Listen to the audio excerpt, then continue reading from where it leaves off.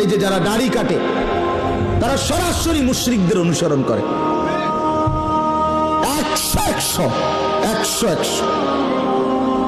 যারা দাড়ি কাটে তারা সরাসরি মুশরিকদের অনুসরণ করে, সরাসরি। আপনি কাবা শরীফের ছাদে গিয়ে যদি দাঁড়ান, বলে না আমি হজে গিয়ে হুজুর কাবা শরীফের ছাদে গিয়ে দাঁড়াইছি, কাবা শরীফের ছাদে না, কাবা শরীফ আলগি দিয়ে আপনি বাইক লইয়া আইয়েন। কিন্তু আপনি মনে রাখবেন আপনার এই দাড়ি কাটা চেহারা মুশরিকদের অনুসরণ। হ্যাঁ,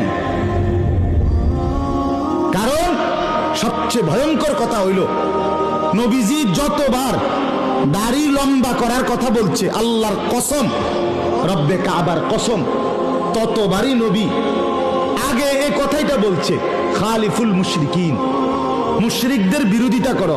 এরপরে কইছে ওয়াফিরুল লুহা, দাড়ি লম্বা করো। মানে এই কথাটা নাহলে এমনি মিলে কইলো কা কথা বুঝেন না, এটা এমনি মিলে কইলো কেন?